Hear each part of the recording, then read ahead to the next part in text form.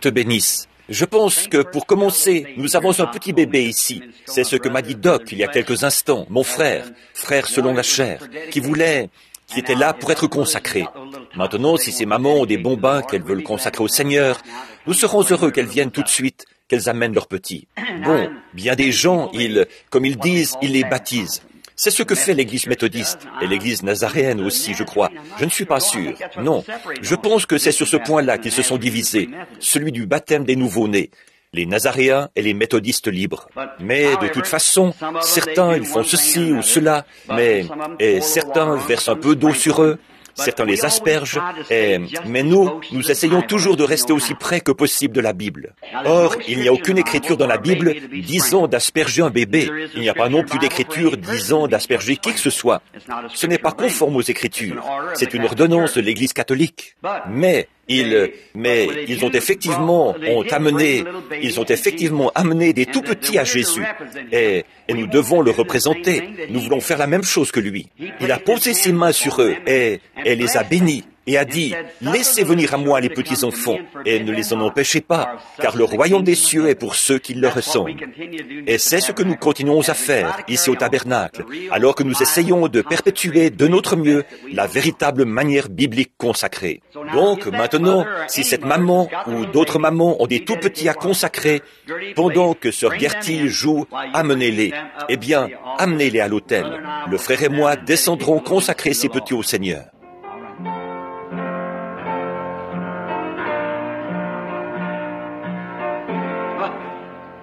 Bien, frère Neville. Merci, sœur Gertie. Formidable. Combien aiment les petits-enfants? Si vous ne les aimez pas, il y a quelque chose qui cloche chez vous. Il y a quelque chose qui cloche. Maintenant, ce soir, nous passons au service, aux autres parties. La raison pour laquelle je suis revenu ce soir. D'habitude, les jours où nous avons les services de guérison, j'en ai seulement un par jour, ou à peu près, parce que ça me secoue tellement. Vous ne pouvez pas savoir. Et ici, c'est chez moi. Alors c'est 2 fois plus dur que partout ailleurs.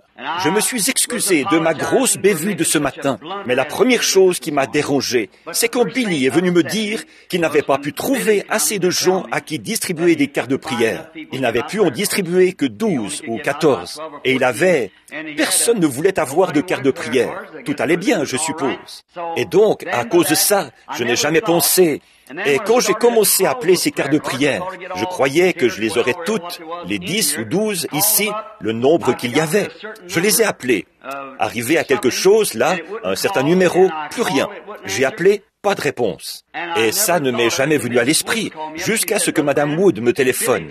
Elle a dit, « Frère Branham, Billy prend ses cartes, il les bat et il les distribue. Il se peut qu'il ait eu le numéro 3. » C'était ça? Le numéro 3 dans sa poche. C'est sûr, d'habitude, il distribue les 50 cartes. Quand il les apporte devant les gens, il les bat. Alors, tout le monde, on ne peut pas dire, donnez-moi le numéro 1. Ou, nous n'allons peut-être pas commencer par le numéro 1. Nous allons peut-être commencer par la 50, on ne sait pas, et les prendre en descendant. Nous allons peut-être commencer par la 8 et continuer. Peut-être commencer par la 20 et continuer. Nous ne savons pas. Mais il les bat et les distribue aux gens qui les demandent. Et sans réfléchir, ce matin, j'en aurais peut-être appelé 4 ou 5 de plus, qui n'auraient pas été là, parce que, eux, leur numéro aurait été dans les 20 ou 30, quelque chose comme ça, vous voyez. Par contre, le Seigneur a tout arrangé. Mais ce qu'il y a, c'est qu'ici, il n'y a pas cette pression authentique qui s'exerce, comme c'est le cas ailleurs qu'ici. Je ne le referai peut-être plus. Mais il n'y a pas longtemps, j'ai demandé au Seigneur de nous donner une bonne réunion. Et ça, j'ai promis de ne plus le lui demander. Parce que c'était vraiment dur. Et c'est contraire à l'Écriture, voyez. Et c'est pour ça que c'est dur pour moi.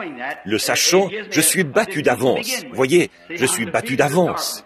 Néanmoins, quelqu'un a téléphoné cet après-midi. Madame Wood a reçu un appel de quelqu'un. Elle a dit que quelqu'un dans l'église a été désigné ce matin. C'était à propos d'un homme qui était très, très malade et qui est venu à Christ cet après-midi par la suite. Que l'homme qui était très malade est venu à Christ. Et autre chose, Madame Wood m'a dit que j'ai parlé à sa sœur, une sœur plus âgée, et qu'en fait, j'avais été chez elle l'autre jour, que j'avais dîné chez elle, ou soupé chez elle, là-bas au Kentucky. Et le Dieu Tout-Puissant sait que je n'ai pas reconnu cette femme. Voyez, c'est vrai. Vraiment, les visions sont souveraines. Nous ne savons jamais comment elles vont se passer ou ce qui va arriver. C'est Dieu qui décide et ce qui se produit. Par contre, c'est en les attendant, en attendant là, que j'ai pu savoir ces choses. Et l'autre jour, quand il y avait ici cette jeune femme qui prétendait avoir exercé le discernement, voyez, si Dieu donnait ça au monde entier, ce serait bien. Mais si c'était le cas, ce serait contraire à ce qu'il m'a dit ici, de l'autre côté de la rue. Vous voyez, il y a quelques années. Nous avons voulu nous assurer que c'était bien vrai. Et puisque ça se passait ici, laissez l'Église voir ça. Donc, j'ai appelé Madame Snyder, Sœur Snyder. Elle est ici quelque part. Elle est juste un peu dure d'oreille. Et la jeune dame a parlé à voix basse et a dit, vous avez des rhumatismes ou de l'arthrite, quelque chose comme ça. Alors qu'en fait, je savais qu'il s'agissait d'une fracture de la hanche. Et donc, le Saint-Esprit a signalé ça ce matin. Voyez? Bon, ce que c'est un don divin et il opère souverainement. Mais ce qui rend la chose si difficile dans cette ville-ci, honnêtement, quand je prie pour les malades ici, ça me cause tout le temps des difficultés. Ou je vais déclarer ceci aux gens. Je vais dire, maintenant le Seigneur vous a rétabli. Jésus vous a guéri quand il est mort pour vous, il y a 1900 ans. C'est à ce moment-là que vous avez été guéri. Alors, aux yeux de Dieu, aux yeux de Christ, vous êtes guéri depuis 1900 ans. Votre maladie a disparu. C'est votre foi qui doit agir. Ensuite, cette personne peut repartir et ne pas se rétablir. Alors la personne vient dire, « Frère Branham m'a dit que j'étais rétabli. » Voyez, ce que je vous dis, c'est ce que Dieu a dit. Maintenant, quand c'est prononcé directement à une personne, directement, c'est « Ainsi dit le Seigneur » à propos d'une chose qui va se produire. Voilà la preuve pour vous que votre guérison est déjà assurée. Votre foi l'a scellée. Voyez, la promesse est à vous. Ce n'est pas ma parole, c'est la parole de Dieu qui déclare que vous êtes déjà guéri. Voyez, mais vous, je ne sais pas pourquoi, mais je n'arrive pas à faire pénétrer ça chez les gens ici, à Jeffersonville. Je n'y arrive tout simplement pas. Je sais, j'essaye de l'expliquer de mon mieux, mais ça n'arrive pas. C'est tout. Je dis, il n'y a pas longtemps, je suis allé chez quelqu'un, chez un homme, et cet homme se mourait. Ils m'ont appelé. Venez prier pour lui. Le médecin dit qu'il ne passera pas la nuit. Je suis entré. Le jeune homme m'a dit, « Monsieur Branham, je ne veux pas mourir. » Mais bien sûr que le jeune homme ne voulait pas mourir. Il avait une famille, 2 enfants qui étaient là. Alors je me suis approché, j'ai dit, « Maintenant écoutez, qui est votre médecin ?» Il me l'a dit.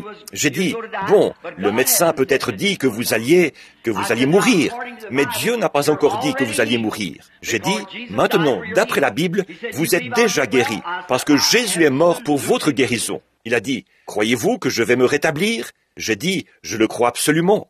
Eh bien, si j'allais prier pour un homme sans utiliser ce genre de foi qui me fait croire pour lui, si j'y vais, oh, non, si le médecin dit que vous allez mourir, vous allez mourir. La question est réglée, là. Une personne comme ça qui vient prier pour les malades, ce serait terrible, n'est-ce pas? Je ne voudrais pas que cette personne-là vienne dans ma maison prier pour moi. Je veux quelqu'un qui, même s'il ne le voit pas, qui le voit ou pas, par la foi, il s'appuiera fermement sur la promesse pour moi. C'est vrai. Et j'ai dit, nous avons donc prié. J'ai dit, maintenant prenez courage. Il a dit, voulez-vous dire que je vais me rétablir? J'ai dit, mais bien sûr, la parole de Dieu dit que vous allez vous rétablir. Voyez, si tu peux croire, tout est possible. Il a dit, très bien, je crois cela. Je suis sorti et j'ai dit à sa femme que cet homme est en train de mourir, n'est-ce pas? Oui.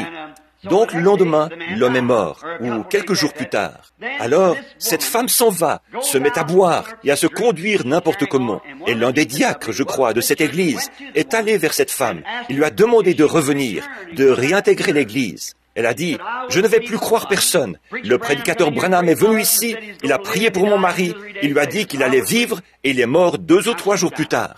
Alors, je ne vais plus croire. Maintenant, c'est elle qui est en train de mourir. Bon. Mais bref, vous voyez, ça montre bien que les gens ne prêtent pas attention à ce qu'on dit. Voyez, certainement. Si je prie pour quelqu'un, alors je dis à ces gens qu'ils vont vivre. Je crois qu'ils vont vivre. Mais même si ma parole était absolument ainsi dit le Seigneur, si vous n'y croyez pas, vous mourriez quand même. Certainement. Voici l'ainsi dit le Seigneur. Beaucoup de gens le reçoivent et meurent. Beaucoup de gens vont en enfer. Alors que selon l'ainsi dit le Seigneur, on n'est pas obligé d'y aller. Pas vrai? Bien sûr, voyez, c'est ce que tout cela est basé sur votre foi. Frère Collins, je ne pense pas qu'il est ici ce soir, mais je l'ai écouté ce matin. Il a fait un superbe exposé là-dessus. Voyez, oui, il a dit, maintenant, cette même foi que vous avez ici, à l'avant, il faudra que vous l'ayez ailleurs. En effet, il s'agit de votre foi personnelle, pas dans votre dénomination, mais en Christ. Il faut que vous ayez cette foi-là. C'est tout à fait exact. Absolument. Et la guérison divine est basée sur votre foi. Mais d'après la parole de Dieu, l'ainsi dit le Seigneur, chaque personne a été guérie quand Jésus est mort au calvaire. Il était blessé pour nos transgressions, c'est par ses meurtrissures que nous avons été guéris. Pas vrai? Nous l'avons été. La Bible dit que vous avez été guéris. Alors, ne me blâmez pas, je ne suis qu'un prédicateur de la parole. Allez dire à Dieu qu'il a dit quelque chose de faux, et Dieu vous dira alors quel est votre point faible. Voyez? Donc, c'est votre foi. Jésus a dit, si tu peux croire, si tu peux croire. Par contre, quand vous entendez le Saint-Esprit qui a confirmé votre foi, et l'a ancré, qui a dit, ainsi dit le Seigneur, demain, à une certaine heure, vous aurez une certaine chose. Une certaine chose va se produire. Ce sera ici d'une certaine manière, et vous rencontrerez une certaine chose ici. Ce sera un signe pour vous. Alors, observez ça. C'est une œuvre achevée, à l'instant même. Mais pour ce qui est de la guérison divine, je dois considérer la guérison divine sur la même base, de la même manière que le salut. Chacun de vous, peu importe ce que vous avez fait, vous êtes sauvés depuis que Jésus est mort, parce qu'il est mort pour ôter les péchés du monde. Par contre, ça ne vous fera aucun bien tant que vous ne l'aurez pas accepté et expérimenté personnellement. Mais pour ce qui est de vos péchés, ils sont déjà pardonnés. C'est vrai, voici l'agneau de Dieu qui ôte les péchés du monde. Voyez, voilà, c'est ça. Donc, souvenez-vous-en.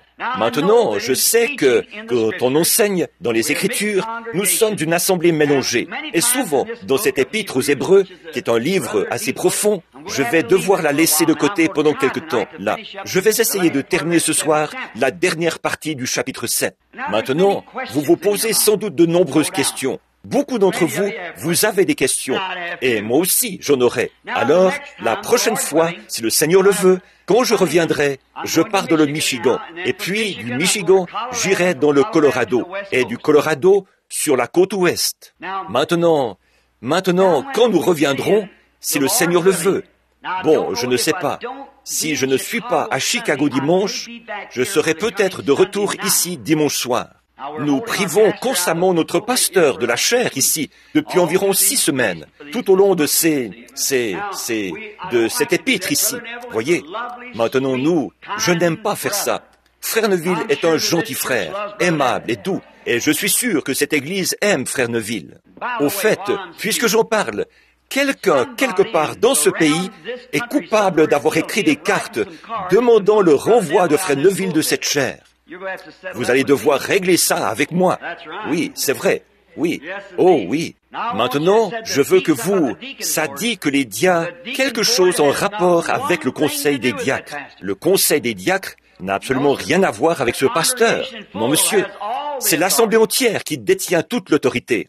Ce n'est pas le conseil des diacres, c'est seulement les agents de police dans cette église. Ils sont là seulement pour maintenir l'ordre et tout ça. Mais pour ce qui est des règlements, c'est toute l'église qui décide. Cette église est fondée sur la souveraineté de l'église locale. Par conséquent, je ne peux en rien prononcer le renvoi de ce pasteur, ni la mise en place d'un autre. Je suis propriétaire de l'immeuble. Il a été mis à la disposition de l'église. L'église, c'est vous tous. C'est vous qui avez le contrôle. L'Église, c'est vous. Et l'Église, la Sainte Église de Dieu, c'est là la souveraineté, le Saint-Esprit dans cette Église. Et moi, tout ce que je fais, c'est que je suis propriétaire de l'immeuble. Je l'ai mis à la disposition de cette Église, à sa disposition comme lieu de culte. Et il est exempt d'impôts. Et l'Église élit ses propres pasteurs. Je n'ai rien à voir avec ça. Pour que ce pasteur s'en aille, Le seul moyen possible, ce serait que le pasteur lui-même décide de partir, ou que l'Église décide, par un vote majoritaire, de changer de pasteur. C'est le seul moyen possible. Aucun conseil des diacres ne peut le faire. Le conseil des diacres ne fait que maintenir l'ordre et tout ça dans l'Église. Les administrateurs, ils n'ont rien à voir avec ça. Ils s'occupent seulement des réparations de l'Église. Et ils ne peuvent pas le faire avant que le conseil des administrateurs au complet se réunisse et dise « Nous allons construire ceci » ou « Nous allons faire cela ». Ensuite, ils doivent demander au trésorier si on a l'argent pour le faire. Oui, monsieur. Mais s'il y a un grief contre un membre, si un membre a un grief contre un autre, ou que quelque chose ne va pas, vous devez aller vous-même vers ce frère et lui parler seul à seul.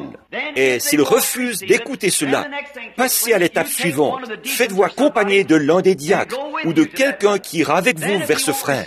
Et s'il refuse de vous écouter, alors venez le dire à l'Église. Et s'il refuse d'écouter l'Église, alors la Bible dit qu'il soit pour vous comme un païen et un publicain. C'est vrai. Et toute personne qui connaît une personne coupable, si vous n'allez pas lui en parler, alors vous êtes la partie de l'Église de Dieu qui aura à rendre compte de ce péché. C'est vrai.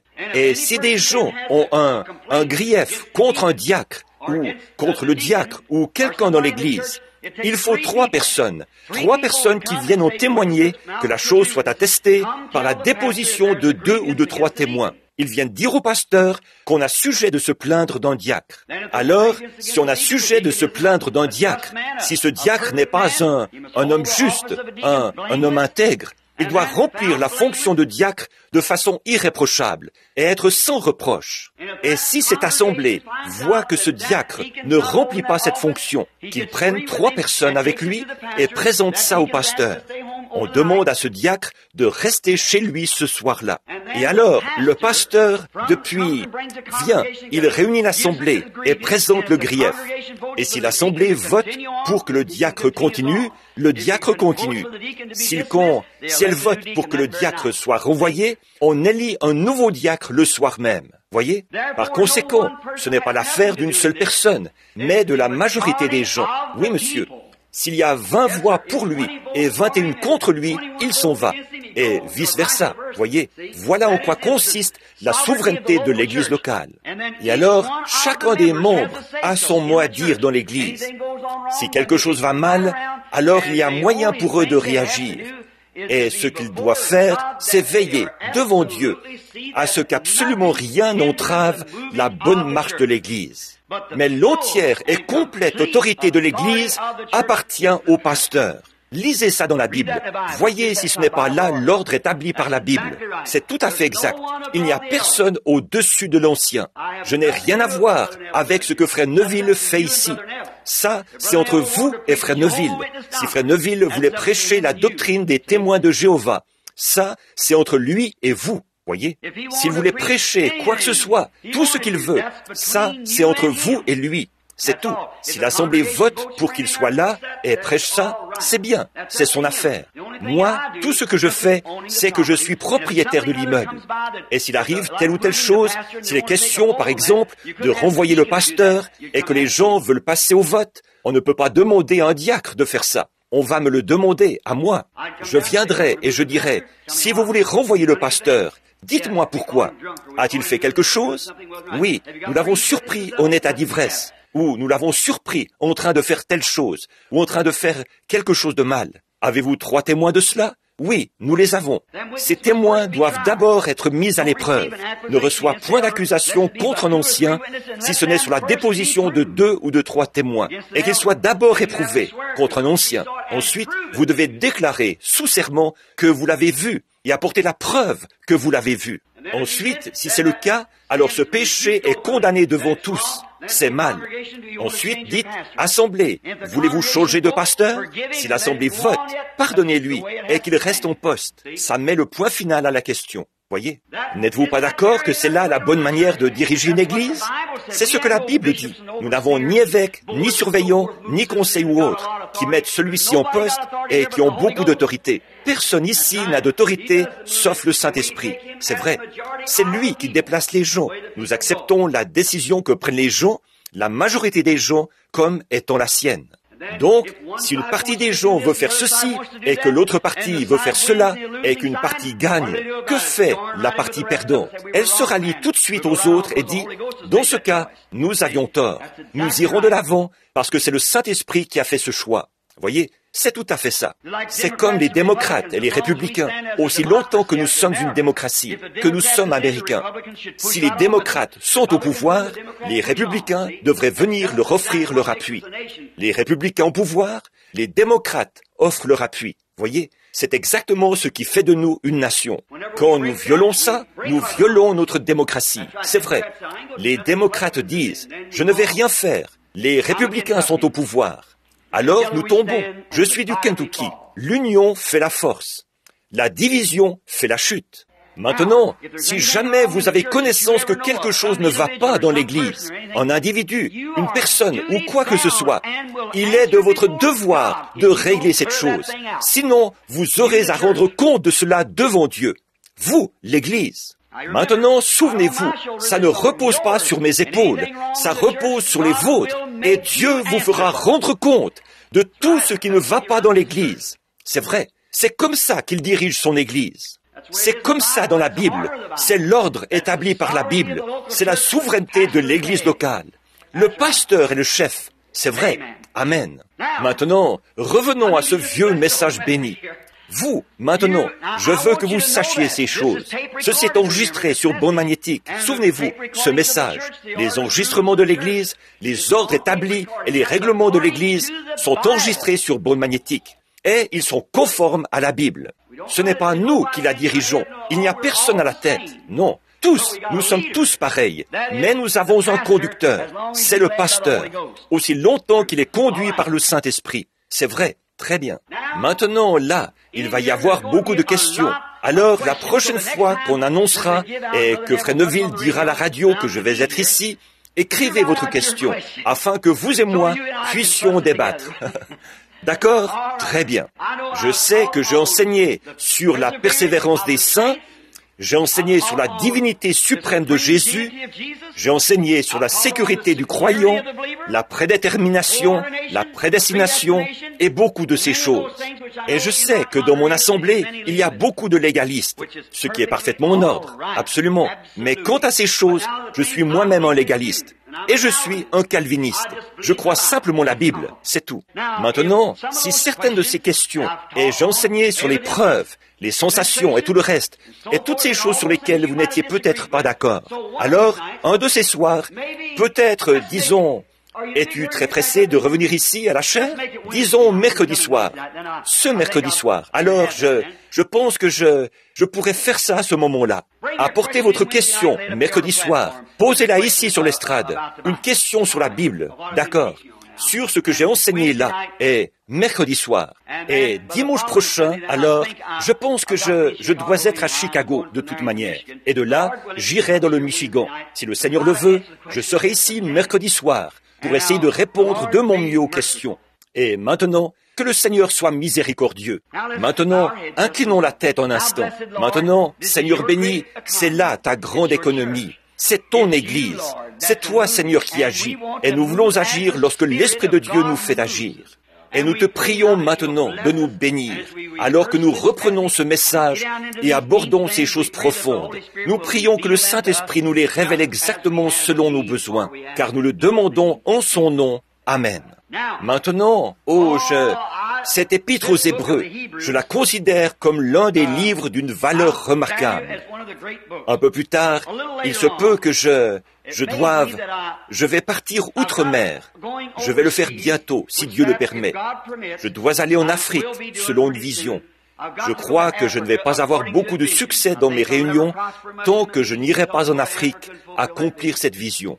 Bon. Alors, ce sera probablement au printemps prochain. Mais d'ici là, j'aimerais prendre encore un livre de l'Épître aux Hébreux. C'est le chapitre 11 d'Hébreux. Et rester environ une semaine sur ce chapitre 11. Et examiner chacune de ses caractéristiques, ou chacun de ses personnages, et faire ressortir ses caractéristiques. Voyez, c'est par la foi que Noé, et examiner la vie de Noé. C'est par la foi qu'Abraham, et examiner la vie d'Abraham. C'est par la foi qu'Abel, et examinez la vie d'Abel. Voyez, et ainsi de suite. Aimeriez-vous ça? Oh, ce serait... Comme ça, nous parcourons toute la Bible.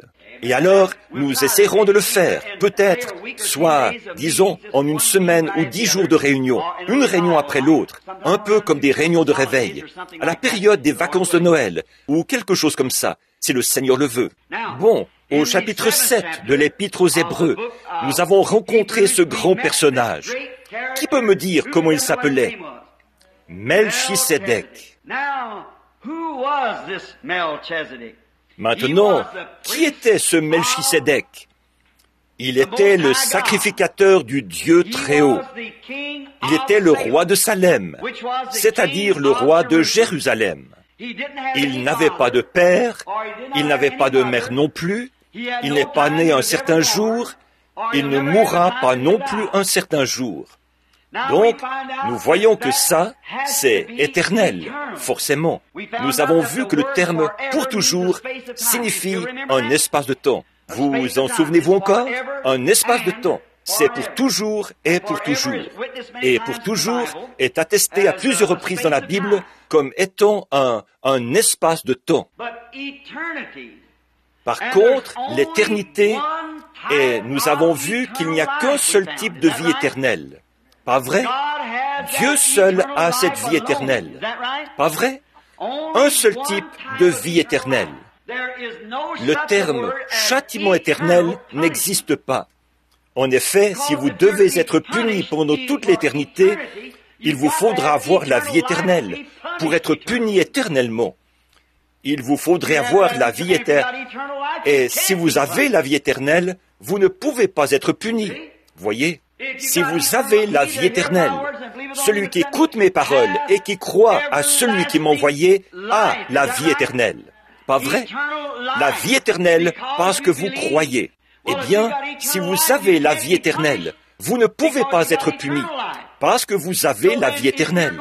Et donc, si vous devez souffrir au siècle des siècles en enfer, il faut que vous ayez la vie éternelle. Mais par contre, je crois vraiment que la Bible enseigne l'existence d'un véritable enfer qui brûle.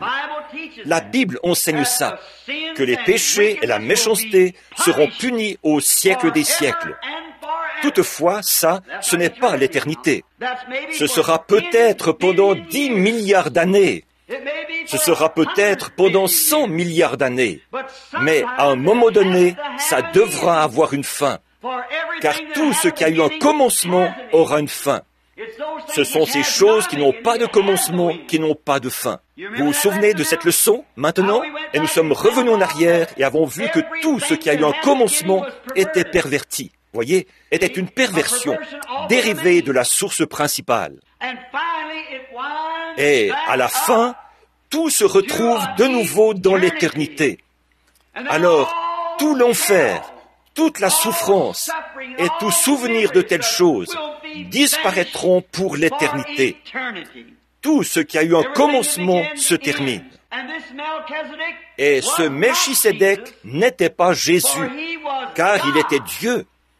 Et la différence entre Jésus et Dieu, c'est que Jésus était le tabernacle dans lequel Dieu habitait. Voyez? Alors, Melchisédek, Jésus a eu un père et une mère. Et cet homme n'a jamais eu ni père ni mère. Jésus a eu un commencement de vie et il a eu une fin de vie. Cet homme n'a eu ni père, ni mère, ni commencement de jour, ni fin de vie. Mais c'était absolument la même personne. Ils étaient Melchisédek et Jésus étaient un, mais Jésus était le corps terrestre, né et façonné à l'image du péché, le corps même de Dieu, son propre Fils, né et façonné à l'image du péché pour retirer l'aiguillon de la mort, pour payer la rançon et accueillir des fils et des filles auprès de lui. Vous saisissez? C'est pour ça qu'il a eu un commencement, qu'il a eu une fin. Mais ce corps parfait, en commémoration, comme gage de notre résurrection, Dieu n'a pas permis que ce corps saint voie la corruption, parce qu'il l'avait créé lui-même. Il l'a relevé, ressuscité et fait asseoir à sa droite. Et aujourd'hui, le Saint-Esprit qui a ressuscité ce corps est ici, dans l'Église. Béni soit le nom du Seigneur. Et il manifeste les mêmes miracles et la même puissance. Et un jour, ce Saint-Esprit qui est dans l'Église poussera un cri et s'élèvera et retournera dans ce corps qui est assis à la droite de la majesté divine, intercédant pour nous pécheurs. Et c'est grâce à cela que nous sommes parfaitement préservés du péché. Ce n'est pas que nous ne péchons pas, mais nous sommes préservés du péché dans la présence de Dieu. En effet, il y a un sacrifice sanglant entre moi et Dieu, entre vous et Dieu. C'est pour ça qu'il a dit, un homme qui est né de Dieu ne pratique pas le péché. Il ne peut pas pécher, car si vous êtes né de nouveau, ce même Esprit Saint qui vivait dans ce corps, il vit en vous. Il ne peut pécher. Le sacrifice est là devant lui. Alors, si vous le faites volontairement, ça montre qu'il est impossible que vous soyez dans ce corps. Amen. Ça, c'est l'Évangile. Voilà. Par conséquent, vous voyez, cela ne contredit aucune des Écritures. Cela relie les Écritures entre elles. Voyez, il serait impossible que ceux qui ont été une fois éclairés, c'est de là que vont venir mes questions. Alors posez-les, c'est tout. C'est ce que nous voulons. Maintenant, remarquez, il est impossible que ceux qui ont été une fois éclairés et qui sont tombés se renouvellent encore et reviennent à la repentance, puisqu'ils crucifient pour leur part le Fils de Dieu et font de lui et l'exposent à l'ignominie. Ils ne pourraient pas le faire.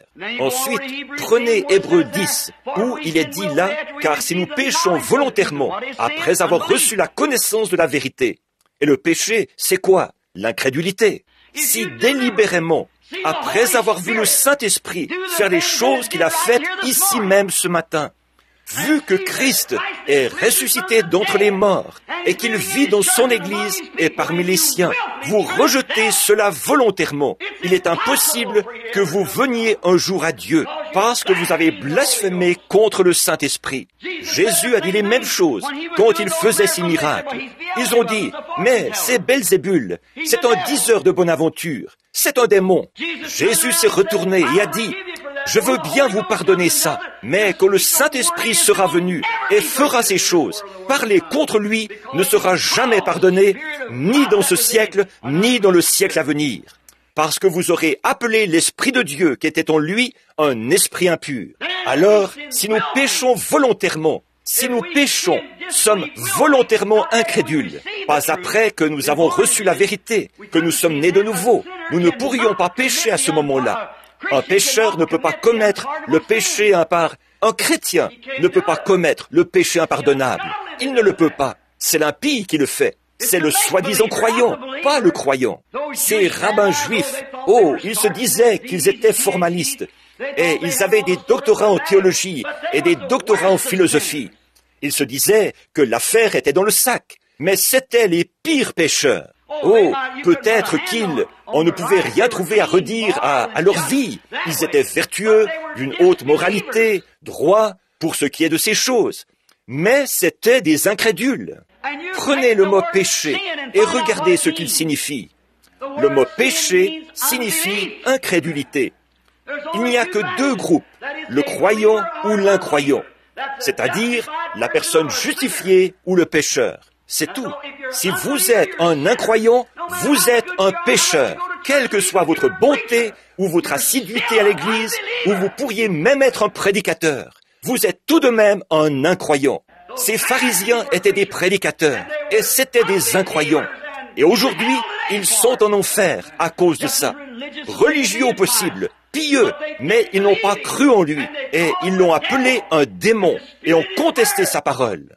Certains ont dit, si tu es celui-ci, descends maintenant de la croix, accomplis un miracle, fais-nous voir ça. L'un d'eux l'a frappé sur la tête avec une baguette en disant, prophétise et dis-nous qui t'a frappé, toi le prophète, et nous croirons en toi. Voyez, des incroyants. Ils faisaient semblant d'être des croyants, mais c'étaient des incroyants, non régénérés, séparés, bien qu'ils aient été saints et pieux. Et c'est encore la même chose aujourd'hui. Des hommes et des femmes peuvent aller à l'église, la mine longue, et pieux au possible, ne jamais mentir, ni voler, essayer de vivre leur religion le mieux possible. Mais, à moins d'être croyants, ils sont perdus. Donc, il n'y a pas la moindre trace de légalisme dans la Bible. Le calvinisme est... La grâce, c'est ce que Dieu a fait pour vous. Et les œuvres, c'est ce que vous faites pour Dieu. Il y a une distinction fondamentale entre les deux. Si vous avez arrêté de mentir, arrêté de fumer, arrêté de voler, arrêté de commettre adultère, tout arrêté, que vous avez tout fait, avez gardé les commandements, avez été assidu à l'église, avez été baptisé tous les dimanches, avez pris la communion, lavé les pieds des saints, tout fait, guéri les malades et fait toutes ces autres choses, à moins d'être né de l'Esprit de Dieu, élu, vous êtes perdu. Cela ne dépend ni de celui qui veut, ni de celui qui court, mais de Dieu qui fait miséricorde. Ésaü a tout essayé pour devenir chrétien, mais il n'y est pas parvenu. La Bible dit qu'il a pleuré amèrement, essayant de trouver lieu à la repentance, mais il n'y est pas arrivé. Avant même qu'il naisse, Dieu l'avait condamné, parce qu'il savait qu'il était, dans son cœur, un sale escroc. Dieu, par sa prescience, il le savait. Il a dit, « J'aime Jacob et je hais Ésaü. » Pourtant, le gentleman, c'était Ésaü, semble-t-il. Il restait à la maison, prenait soin de son vieux papa aveugle, il nourrissait le bétail et tout. C'était un bon garçon. Et Jacob était le fils à maman, un petit menteur, une femmelette. C'est ce qu'il était, il faut l'admettre. La Bible l'admet, le montre. Il sortait et faisait n'importe quoi.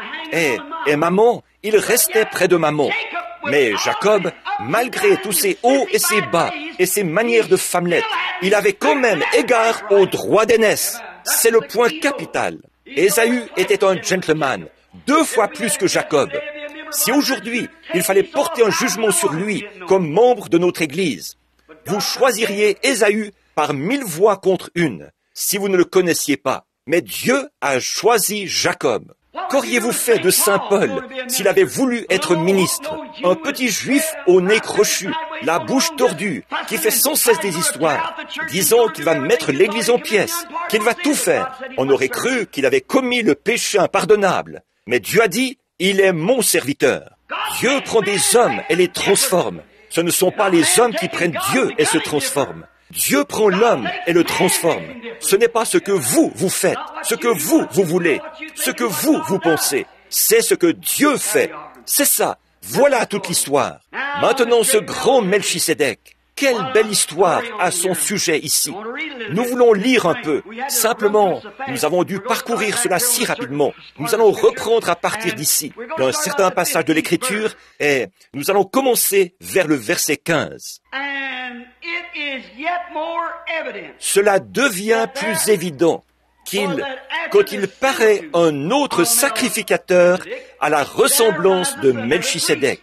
Or, Melchisédek était un sacrificateur, n'est-ce pas? Voici ce qu'il était. Nous avons vu que Dieu, au commencement, était une grande source d'esprit. Pas vrai? Il n'a pas eu de lieu de naissance. Il n'a pas eu de lieu où il soit mort. Il n'a pas eu de commencement de jour. Il n'a pas eu de fin d'année. Il était aussi éternel que l'éternité est éternelle. Il n'est jamais né, il n'est jamais mort. Et nous avons vu là qu'il avait 7 esprits divers. Pas vrai? La Bible parle, dans l'Apocalypse, des 7 esprits devant le trône de Dieu. Pas vrai? Les 7 divers, 7 esprits. Nous avons vu qu'il y a 7 couleurs. Il y a 7 âges de l'Église. Oh, ça s'enchaîne. 7, c'est complet. Et Dieu était complet. 7 esprits. Et ces esprits étaient parfaits. Le premier était de couleur rouge, l'amour parfait, la rédemption. Oh, si nous avions le temps de prendre ces couleurs, pour montrer que chacune de ces couleurs représente la pureté de Dieu. Amen. Ces couleurs, il y a 7 couleurs naturelles. Ces couleurs représentent la pureté de Dieu. Ces couleurs représentent les motifs de Dieu, l'attitude de Dieu.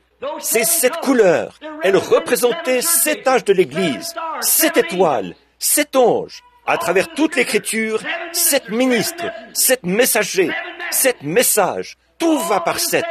7 jours, 6 jours, et le 7e, c'est le sabbat. Parfait, complet. Oh, c'est beau. Si seulement nous avions le temps d'approfondir et de montrer cela clairement, ces couleurs. Prenez la couleur rouge. Prenons la première couleur, qui est le rouge. Le rouge, c'est quoi? Le rouge est un signe de danger. Le rouge est un signe de rédemption. Et si vous regardez le rouge à travers le rouge, quelle couleur est-ce? Blanc. C'est exact. Alors, une fois que le sang rouge a été versé pour couvrir le péché rouge, Dieu, qui regarde le péché rouge, le regardant à travers le sang rouge, le péché devient blanc. Le croyant ne peut pas pécher, certainement pas. La semence de Dieu, les bénédictions de Dieu demeurent sur lui. Dieu ne peut rien voir d'autre que le sang de son propre Fils. Quoi qu'il arrive dans son Église, quoi qu'il arrive, Dieu ne le voit pas. Parce que Jésus intercède constamment, le souverain sacrificateur. Il n'y a pas moyen pour lui de pécher. Quand il y a, comme ça, là-bas, un tel sacrifice pour lui, certainement pas. Et alors, si vous dites, eh bien, voilà qui me permet de... Ça montre que vous n'êtes pas en règle. Vous apprécierez cela, vous chérirez cela, si vous êtes un vrai chrétien, au point que le péché vous hanterait tellement que vous ne pourriez pas le faire. Car la semence de Dieu demeure en lui, et il ne peut pécher. La Bible dit, une fois purifié par le sang de Jésus, il n'a plus le désir de pécher. Si vous avez ce désir, votre cœur n'est pas en règle avec Dieu. Vous allez mal agir, oui, mais vous ne le faites pas volontairement. Voyez, vous êtes pris au piège. Et tout piège dans lequel vous tombez, ou toute chose que vous ne faites pas intentionnellement, ce n'est pas encore le péché. Vous vous repentirez à la minute même où vous verrez que vous avez tort. Vous ferez rapidement demi-tour et direz, je n'ai pas vu ça. C'est ce que vous direz durant toute votre vie. Un homme qui ne veut pas être comme ça. C'est pour cette raison que nous qui sommes tellement stupides et tellement dans les ténèbres ici sur terre, qu'il y a pour nous continuellement une expiation par le sang afin de nous garder couverts. Parce que sinon, à la première erreur que nous... Maintenant, voilà votre idée légaliste. Oh, vous savez quoi? Cette femme était sanctifiée, mais Dieu soit béni, elle a fait quelque chose de mal. Je sais qu'elle est rétrograde. C'est faux, elle n'est pas rétrograde. Elle a fait une erreur. Si elle l'a fait volontairement, alors elle n'était pas en règle dès le départ. Si elle ne l'a pas fait intentionnellement et qu'elle s'avance devant la sainte Église de Dieu et confesse cela et dit « J'ai tort, pardonnez-moi », il est de votre devoir de le faire. Si vous ne le faites pas de tout votre cœur, alors c'est vous-même qui auriez dû aller à l'autel. C'est vrai. Voilà la vraie sainteté dans l'Église. Voilà la véritable sainteté. Ce n'est pas votre sainteté, mais celle de Christ. Je n'ai pas de sainteté à lui présenter, mais je me confie dans sa grâce. Et je l'ai dans mon cœur. Je ne l'ai pas méritée. Il n'y a rien que j'ai pu faire pour la mériter. Mais c'est par sa grâce qu'il m'a appelé et m'a invité à venir. Je me suis tourné vers lui et il a enlevé de moi le désir. Je fais des milliers d'erreurs chaque mois, chaque année, certainement. Mais quand je vois que je suis fautif, je dis, « Oh Dieu, je n'ai pas fait exprès. Tu connais mon cœur. Je ne l'ai pas fait exprès. J'ai été pris dans ce piège. Je n'ai pas fait exprès. Pardonne-moi, Seigneur. Si j'ai fait du tort à mon frère, je dis, « Frère, pardonne-moi. Je ne l'ai pas fait exprès. » Certainement, Dieu connaît mon cœur. Oh, voilà, c'est ça. Voilà le sacrifice sanglant. Voilà la puissance de l'Évangile, cette sainte Église qui avance. Et cela ne dépend pas de ce que vous avez fait. Vous n'avez rien eu à faire là-dedans. Voilà l'expiation. Maintenant, ce Melchisédek, quand il est arrivé là-bas, je veux vous dire autre chose. Avez-vous déjà pris un morceau de verre triangulaire? Prenez un morceau de verre triangulaire et posez-le de telle manière que le soleil brille sur lui. Il produira 7 couleurs parfaites. Un morceau de verre triangulaire produira un arc-en-ciel. C'est tout à fait ça. Maintenant, si on avait le temps, on pourrait approfondir ça. 3 amène la perfection. Père, Fils, Saint-Esprit. La justification, la sanctification, le baptême du Saint-Esprit. Voilà, la perfection est venue par les 3. Dieu au-dessus de l'homme. Dieu dans l'homme, appelé Jésus. Dieu dans l'Église. Alors, la perfection. L'homme péchait tant que Dieu était là-haut, dans une colonne de feu. Dieu, ou plutôt, l'homme péchait devant Dieu tant que Dieu était dans une colonne de feu, parce qu'il était toujours une créature impure. C'était le sang d'un animal qui se trouvait devant lui. Ensuite, l'agneau de Dieu est venu. Dieu, dans cette deuxième étape bien précise, le même Dieu, une autre fonction. Et là, ce Dieu qui était en Christ, c'était le Dieu même qui était dans la colonne de feu. Ce même Dieu a été fait chair et habité parmi nous. Et l'homme s'est moqué de lui. Il devait tout de même répondre de cet acte. Il n'y avait pas encore eu de sang versé. C'est vrai. Jésus a dit, « Je veux bien vous pardonner. » Mais ensuite, celui qui était chair est redevenu la colonne de feu. Je suis venu de Dieu, je m'en vais à Dieu. Ici, nous voyons que Paul l'a rencontré sur le chemin de Damas. C'était cette même colonne de feu. Nous voyons que Pierre l'a rencontré en prison. C'était cette même colonne de feu, certainement. Et nous le voyons aujourd'hui, parmi nous, la même colonne de feu. Mais on en est maintenant à la perfection, alors que la personne qui est au milieu, maintenant, s'il se trouve ici un juif ou quelqu'un qui comprend l'Ancien Testament, pour prouver ça, laissez-moi vous montrer. Je n'ai pas l'Ancien Testament avec moi en ce moment. Ceci, c'est le Nouveau Testament. Mais dans l'offrande du pain de proposition qui était posé sur le plat kasher, dans le sacrifice juif, lors de la purification des tabernacles, demandez à n'importe quel juif, des 3 morceaux de pain, le morceau du milieu était rompu. C'était Christ. Le morceau du milieu était rompu. Christ, celui qui est entre les deux. Cela montrait que quelque part, pour la rédemption, quelque chose allait devoir être rompu. Et c'est ce morceau du pain kasher qui représentait la rédemption. Et le voici. Et ce soir, quand nous prenons la communion, nous rompons le pain kasher, car c'est le corps de Christ. Et il a été rompu au calvaire, afin d'être une victime expiatoire pour nos péchés. Qu'ainsi, par sa justice, nous devenions sa justice.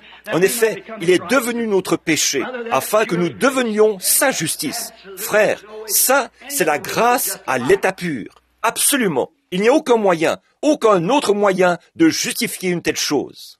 Donc, ce Melchisédek, cette personne importante, rencontrée sur la route, il a payé, Abraham lui a payé la dîme.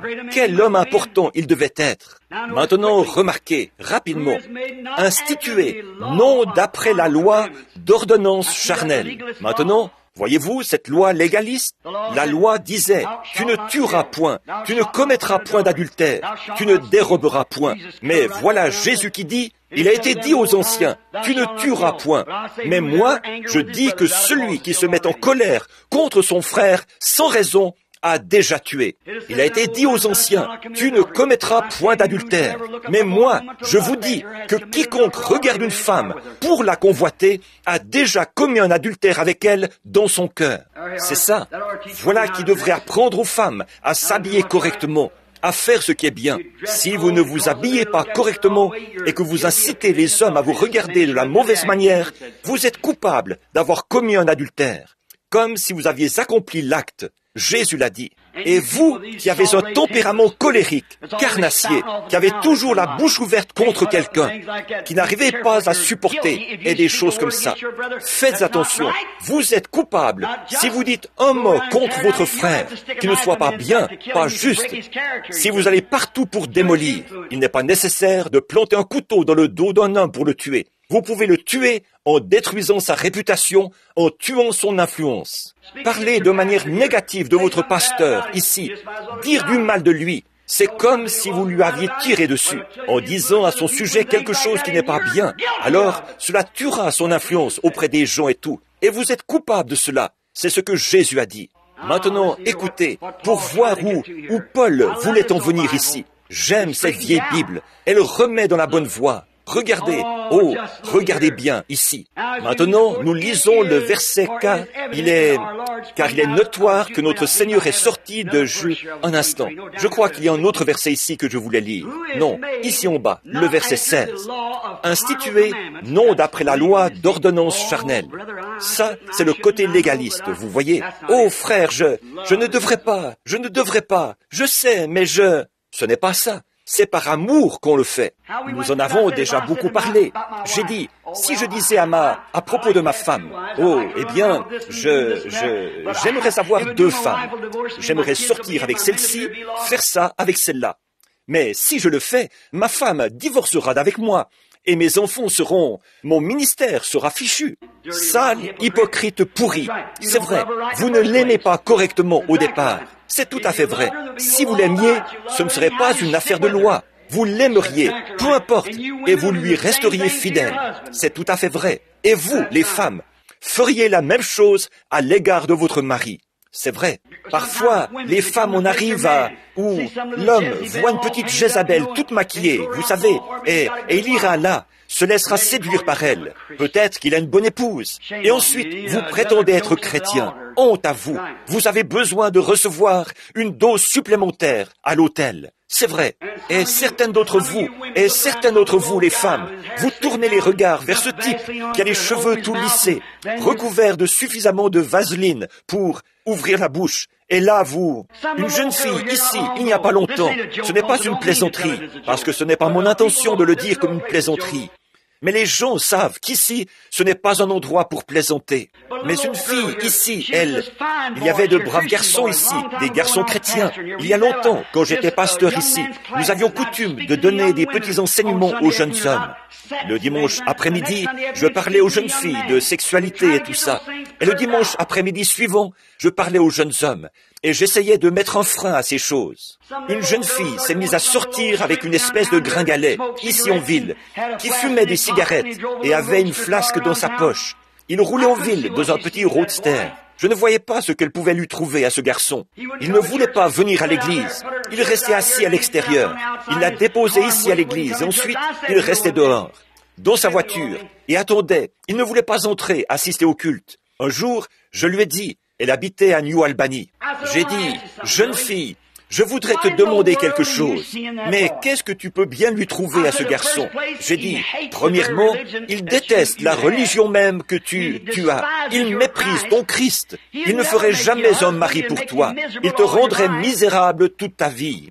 Et j'ai dit, alors qu'il y a ici de braves garçons chrétiens que tu pourrais fréquenter, et là, ton papa et ta maman sont mortifiés à l'idée de te voir sortir, mais tu sors quand même et tu penses, je suis une grande fille, j'ai 16 ans. Elle s'est mise à se maquiller et à sortir, et peu de temps après, elle était dans des boîtes de nuit. Maintenant, elle est partie dans l'éternité. Mais à ce moment-là, elle était ici. Et vous savez quelle excuse cette fille m'a donnée là? Pourquoi elle aimait ce garçon? Elle a dit, il a des petits pieds si mignons et ils sont si bons. Pouvez-vous imaginer ça? Il se parfumait. Ça, c'est une femmelette, pas un homme. Écoute, j'ai dit, sœur, je préférerais fréquenter un garçon chrétien qui a les pieds comme des wagons à gravier et qui sent le putois, pourvu qu'il soit vraiment un chrétien. Exact. C'est vrai. Oui. Quelle excuse. Des petits pieds si mignons et ils sont si bons. Ce coureur de boîte de nuit a fini par gâcher la vie de cette fille. C'est une honte, scandaleux. Le mariage doit être honoré, mais on devrait y entrer dans une attitude de prière et avec respect. Et un amour authentique pour cette femme vous liera l'un à l'autre pour toujours. Ce que vous lirez sur la terre, je le lirai dans le ciel. Quand vous marcherez là-bas dans la rue, elle aura peut-être vieilli, sera grisonnante et ridée, mais cet amour que vous aviez pour elle, quand elle était une jeune femme ravissante, vous l'aurez toujours. Vous aurez peut-être les épaules tombantes, le crâne chauve et le visage ridé et tout, mais elle vous aimera comme quand vous aviez de larges épaules et les cheveux ondulés, si c'est vraiment de Dieu.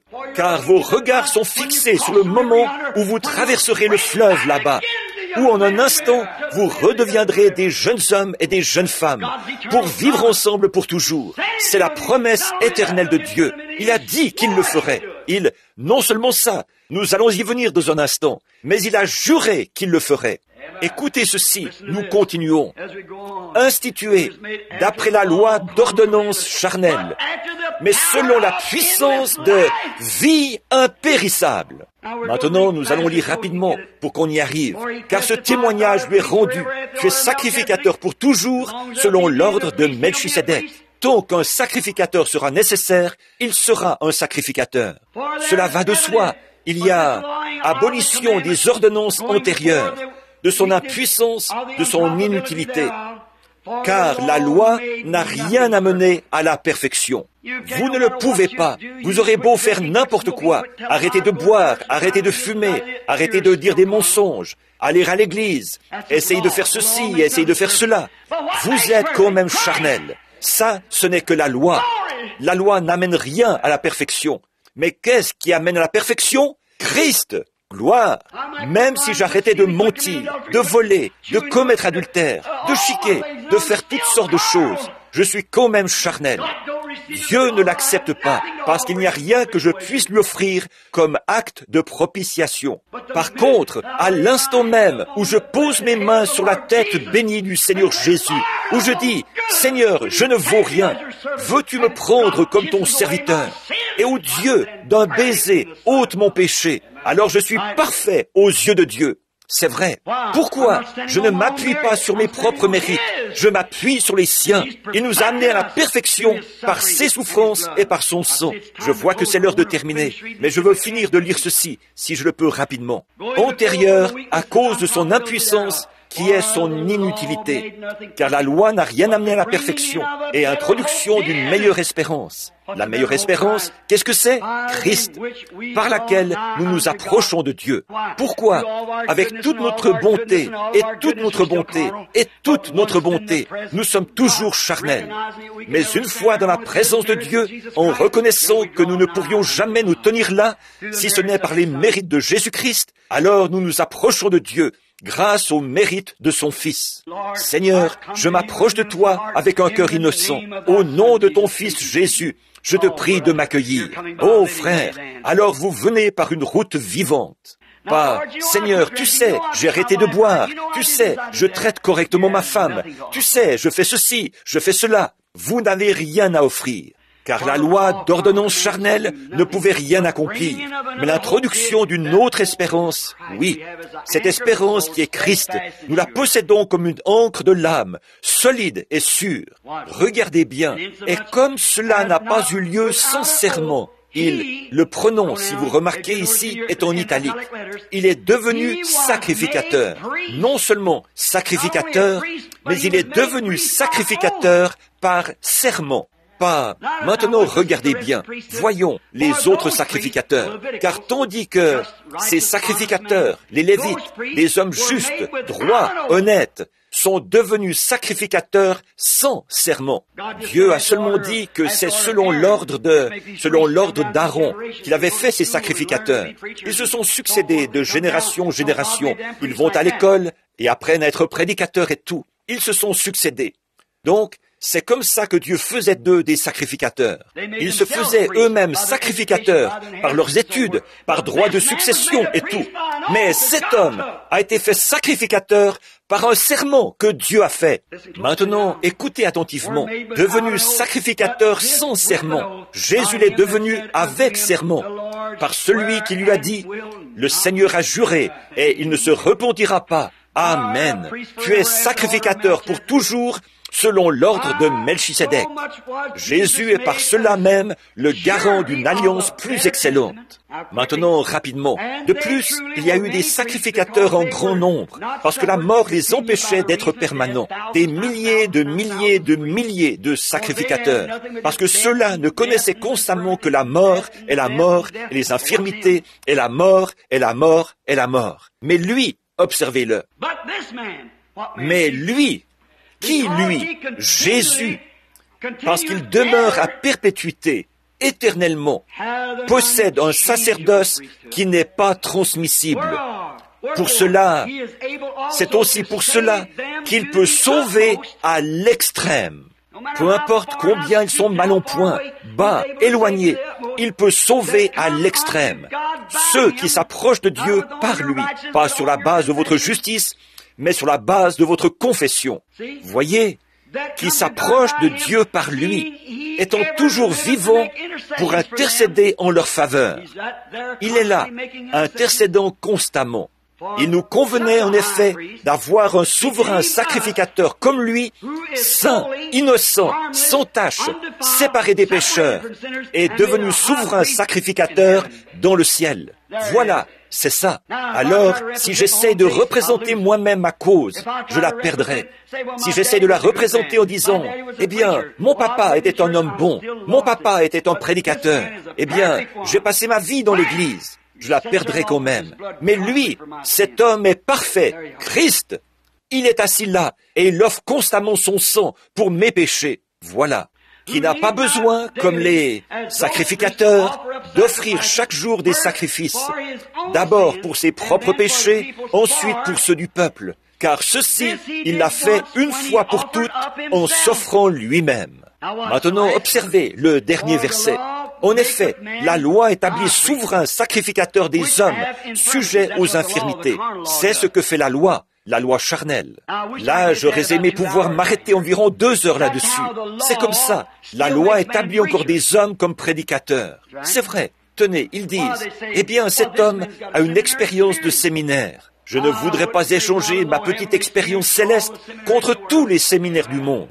Voyons, nous avons donné une formation à cet homme. Il a été trié sur le volet. Cet homme ne doit sa réussite qu'à lui-même.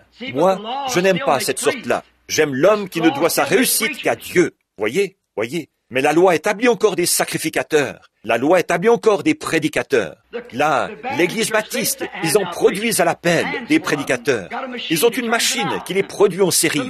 Les méthodistes aussi, les baptistes aussi, les presbytériens, nazaréens, pèlerins de la sainteté, pentecôtistes, ils les produisent en série, le plus vite possible. Comme un grand système, une grande machine. Ils se tiennent là-haut comme un... J'ai toujours dit, je plains vraiment le poussin né en couveuse.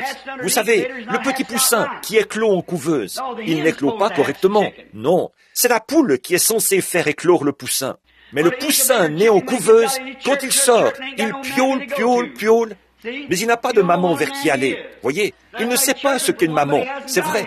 Il piaule pour en avoir une, mais il n'en a pas. Par contre, le petit poussin qui éclot sous la poule, de la manière naturelle, il piaule et maman répond. C'est vrai.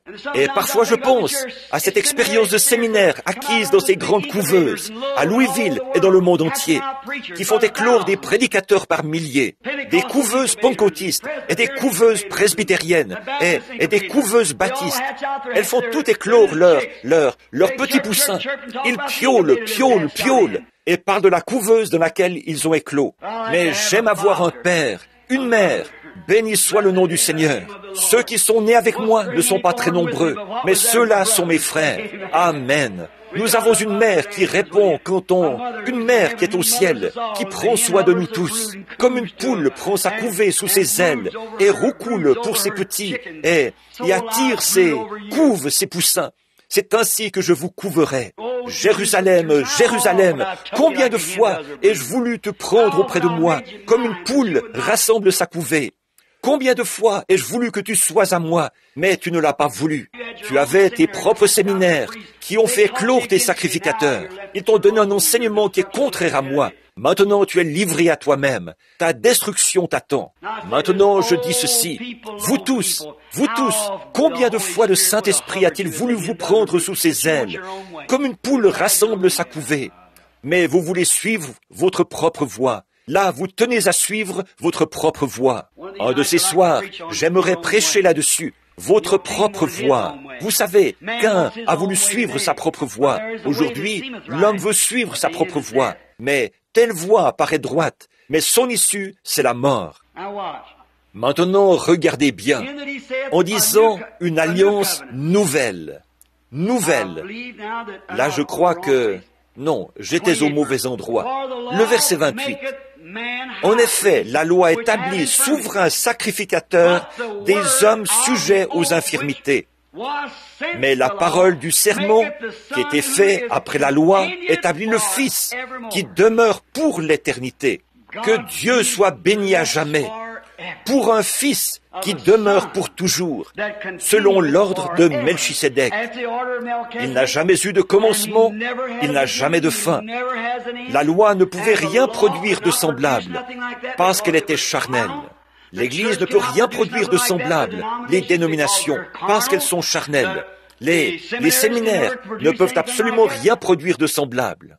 Ils ont cherché à amener le monde à cela par l'instruction. Ils ont cherché à l'amener à cela par l'organisation. Ils ont cherché par tous les moyens à produire tout ce qu'ils pouvaient, mais en laissant de côté l'essentiel. Il faut que vous y entriez par une naissance. C'est Dieu qui fait de vous ce que vous êtes, certainement. Ce n'est pas parce que vous arrêtez de faire telle chose.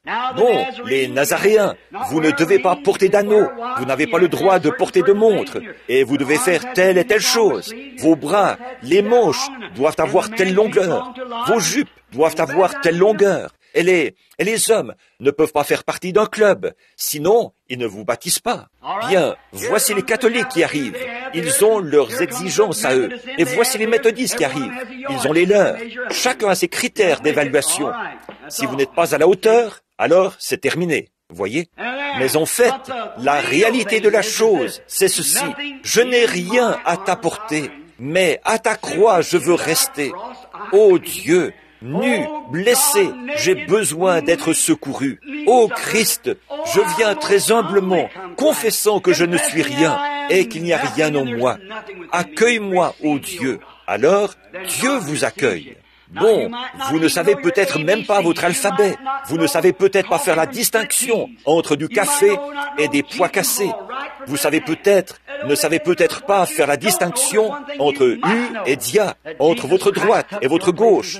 Ça n'a pas d'importance. Ce que vous ne savez pas, la chose que vous devez savoir, c'est que Jésus-Christ a pris votre place de pécheur. Prenez alors votre place. Tenez-vous là revêtu de sa justice, confessant tous les jours que vous êtes fautif, et aimez-le de tout votre cœur, que toute votre motivation soit dirigée vers lui. Alors vous arriverez au ciel. C'est aussi simple que ça, car la vie qui était en Christ doit être en vous. Sinon, vous êtes perdu. Juste avant de terminer, vous souvenez-vous de l'alliance inconditionnelle que Dieu a faite avec Abraham? Qu'a-t-il fait ce soir-là, quand Dieu a dit, montre-moi, quand Abraham a dit, montre-moi comment tu vas le faire, au chapitre 16, je crois, de la Genèse. Montre-moi comment tu vas le faire.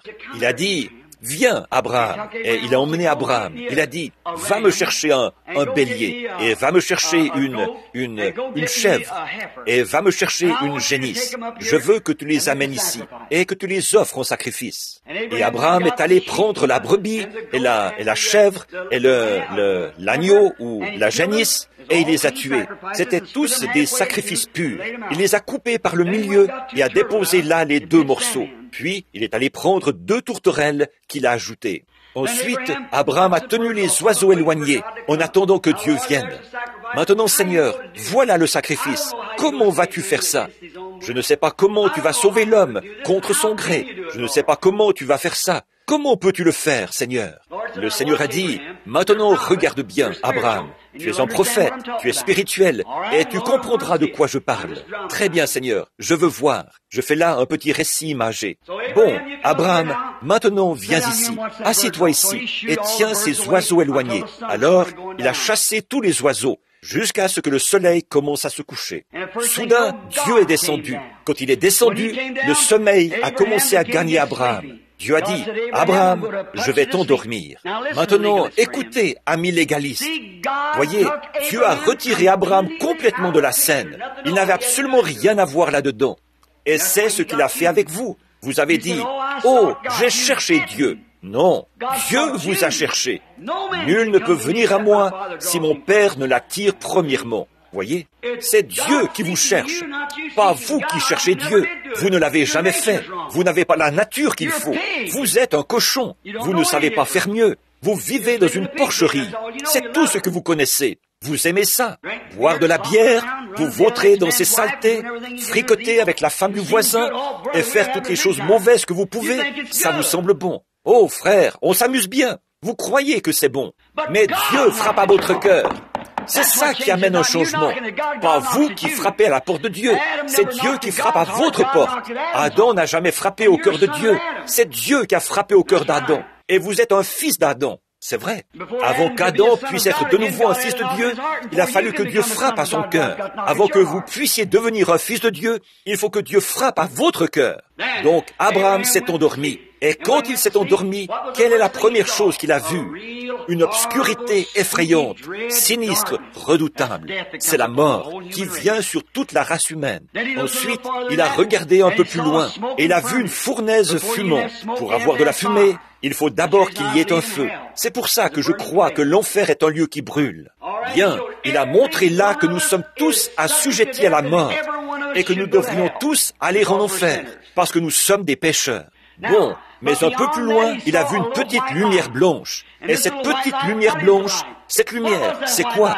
Cette lumière blanche, c'était quoi? Cette colonne de feu qui allait devant les enfants d'Israël. La colonne de feu qui a rencontré Paul sur le chemin de Damas. La colonne de feu qui a fait sortir Pierre de la prison. La colonne de feu qui est ici ce soir. Ce Dieu éternel, perpétuel, il s'est déplacé lui-même entre ces sacrifices partagés. Oh là là, il est allé et venu sur chacun d'eux. C'est comme ça que je vais faire, Abraham. Observe-moi ce que je vais faire. Je fais une alliance ici.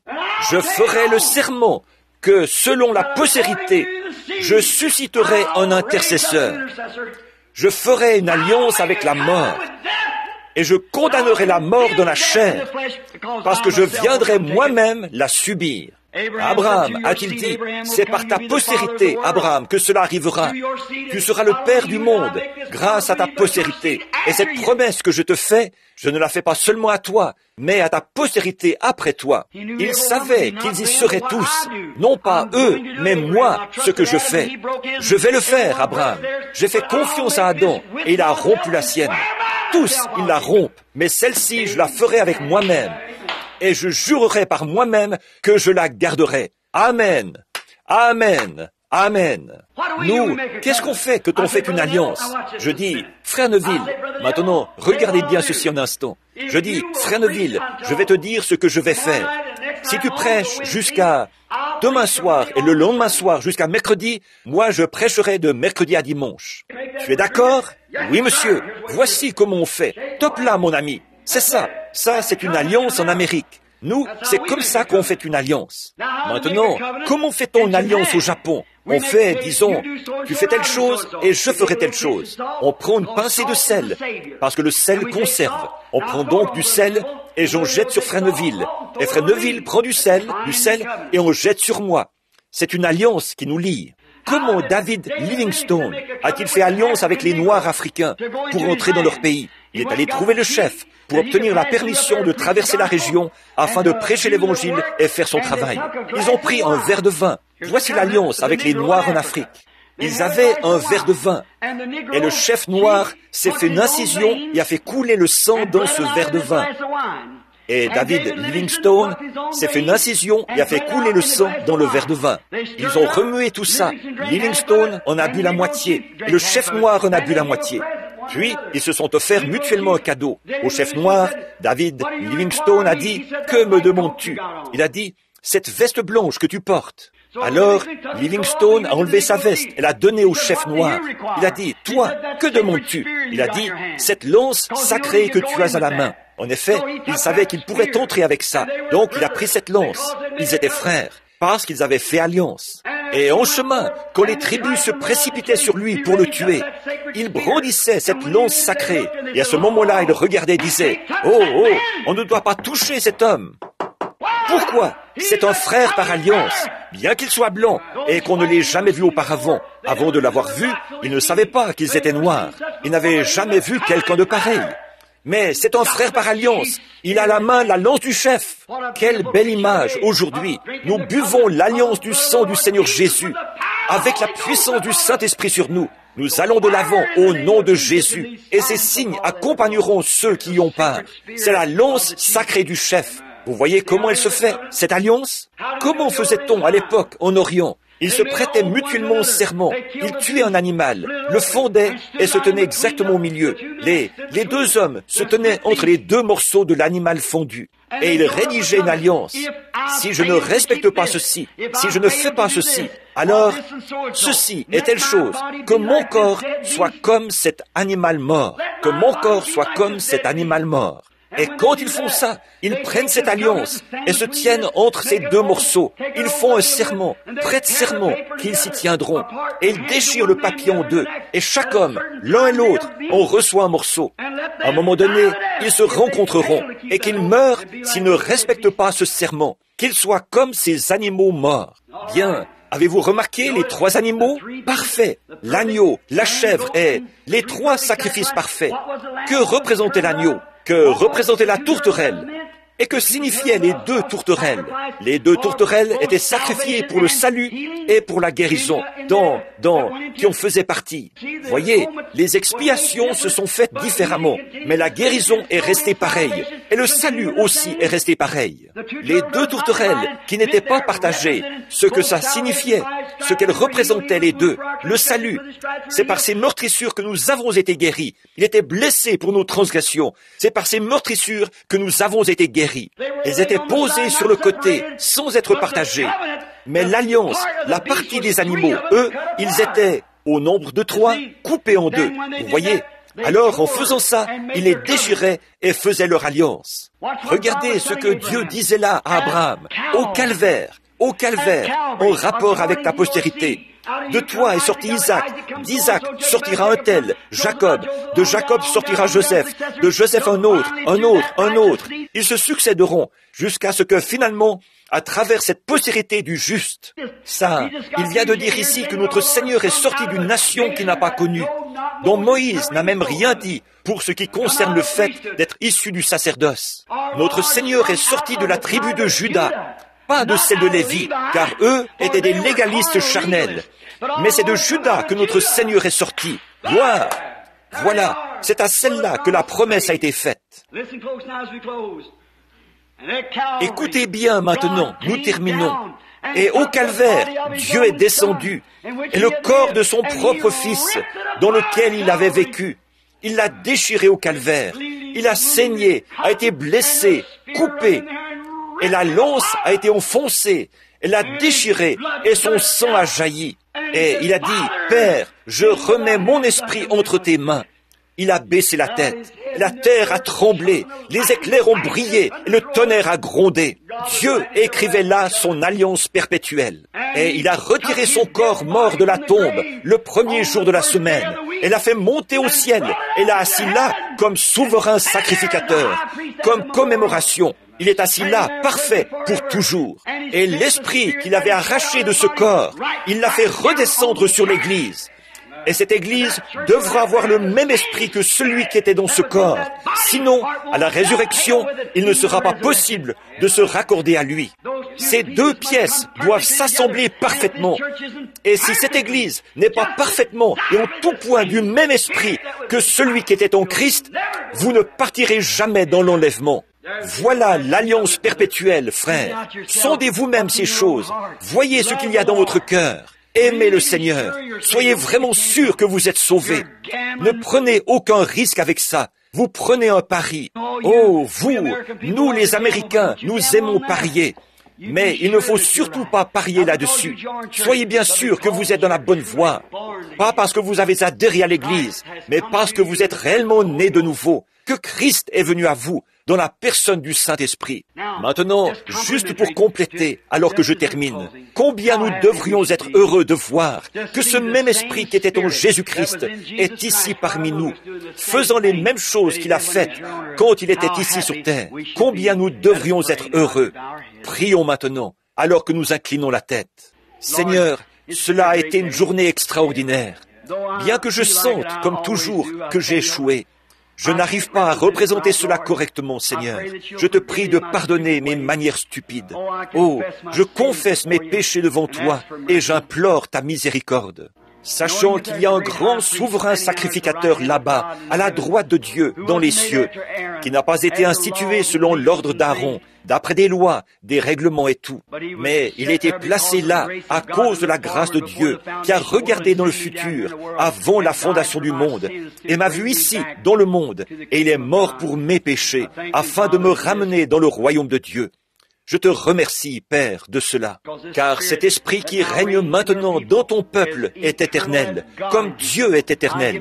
Je leur donne la vie éternelle, la vie pour toujours, la vie éternelle, et ils ne périront jamais.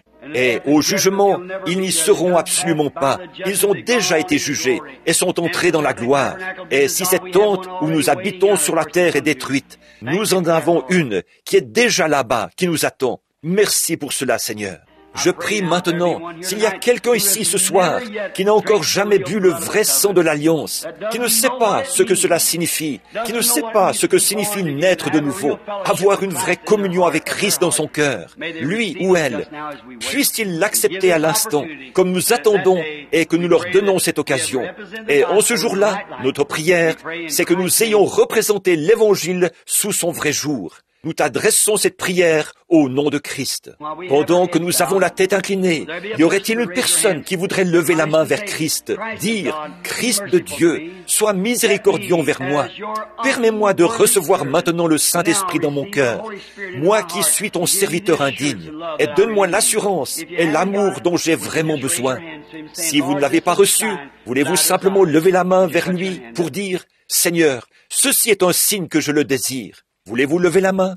Que Dieu vous bénisse, madame, là-bas au fond. Que Dieu vous bénisse, monsieur, ici. Dieu vous bénisse, monsieur, ici. Que Dieu soit avec vous. C'est bien. Cet homme, ici au bout, que Dieu vous bénisse, mon frère. Quelqu'un d'autre? Maintenant, juste avant de terminer, j'attends encore quelques instants. Que Dieu te bénisse, fiston, là-bas au fond. Quelqu'un d'autre? Je le désire maintenant. Je le désire, Seigneur Dieu. Tu connais mon cœur. Tu connais ma pensée. Toi, l'Esprit de Dieu, vivant et plus tranchant qu'une épée à deux tranchants, pénétrant jusqu'à partager la moelle des os et qui discerne les pensées du cœur. Réfléchissez à cela. Il connaît vos pensées mêmes, vos intentions. Voulez-vous lever la main, dire « Sois miséricordieux envers moi, ô Dieu, en ce moment. Je veux que tu saches que je reconnais que je suis fautif, et j'en suis conscient. Mais je veux marcher droit. » Très bien. Pendant que nous gardons la tête baissée, que nous prions maintenant, réfléchissez un instant. Nous ne voulons pas faire ça dans la précipitation.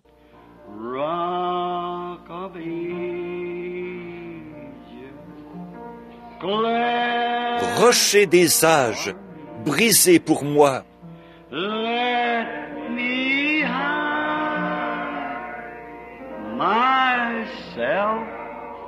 Garde-moi caché en toi.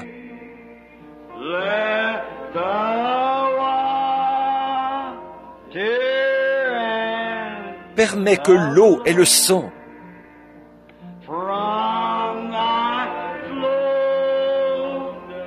de ton côté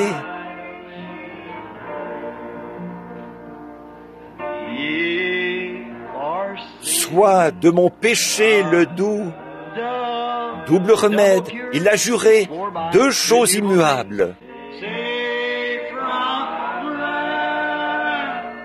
Me sauvant, me rendant pur.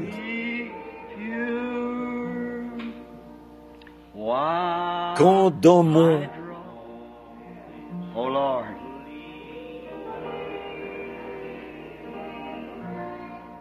Ô Seigneur, fais qu'à l'instant nous reconnaissions tous que nos souffles sont bien éphémères. Nous ne savons pas combien il nous en reste. Tout dépend de ton grand conseil. C'est toi qui en décides. Oh, sois miséricordieux envers nous et ceux qui ont levé la main, Seigneur. Il n'est pas nécessaire de les nommer. Tu les connais tous. Mais j'offre simplement cette prière d'intercession pour eux. Je te prie d'enlever de leur cœur le sentiment de culpabilité. Donne-leur de s'approcher avec assurance du trône à l'instant même.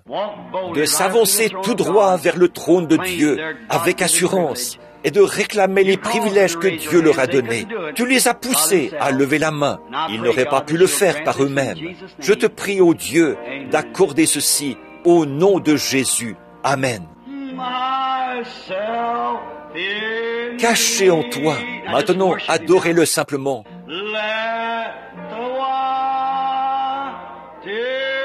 Permets que l'eau ait... Oh là là.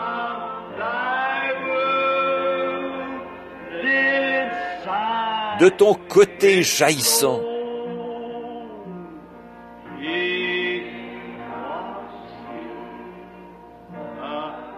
Soit de mon péché le double remède.